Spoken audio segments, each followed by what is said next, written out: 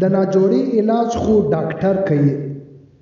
چې کله موږ او تاسې ناجوړه سو د ډاکټره ځان رسوو، که چیرې څوک مالداره یې بیا در لیرې لیرې ملکو پرې ځان رسوي او په غټو غټو پیسو باندې ډاکټر ته ځان رسوي او غټې پیسې په ځان باندې خرڅوي چې زه ناجوړه یم، زه شوګر یم، کینسر یم. الغرض چې څومره پیسې او څومره مصرفیات کیږي دغه انسان ورته تیار دی. که پر اپریشن باندې په لکو پیسې ځي خدای ورته تیار دی. خو افسوس د اصلي ناجوړي او دغه علاج نبی علیه الصلاة والسلام موږ او تاسو ته راښولی دی.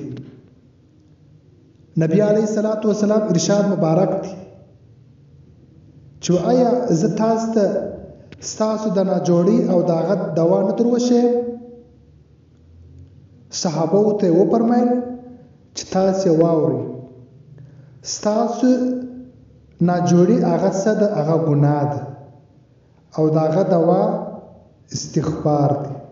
سبحان الله، څومره اسانه علاج دی او څومره اسانه دوا ده، بغیر پیسو بغیر وخته پر دا باندې مصرفیږي.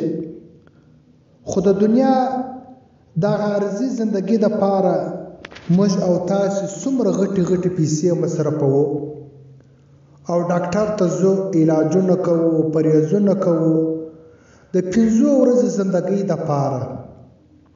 خو نبی علیه الصلاة والسلام اصلي ناجوړي راښولې ده، د هغه دوا یې راښولې ده د هغه ابدن زندگی د پاره چې ای مسلمانه ستا ناجوړي ستا هغه ګناه ده او دغه دوا استغفار دی. چې دغه عملي که دغه دوا استعمال که په دنیا کې، په آخرت کې به ته روغ یې، په آخرت کې به ستا ناجوړي نه وي. که چیرې په دنیا کې ته ګناوې کوې او دغه علاج نه کوې، دغه دوا نه استعمالوې، دغه دوا استغفار ده، په آخرت دپاره څومره ګناوې جمع کیږي. نو پکار د عزتمنو مسلمانانو چې د خپل روحاني علاج وکړو. هغه علاج هغه ناجوړي چې ګناه ده دغه دوا ډېر استعمال کو، پر خپل وخت باندې استعمال کو چې کله د الله حضور ته ځو صفا ورسو، صفا جسم ورسو، د ګناو څخه صفا ورسو، د ناجوړي څخه صفا ورسو.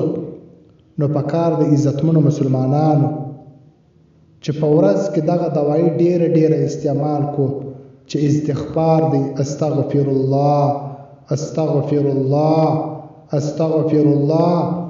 ماښام ډېر ووایو سپرې وځو، د ورځې ووایو. نو الله پاک دې موږ او تاسو ته توفیق راکړي چې دغه استغفار زیات ووایو.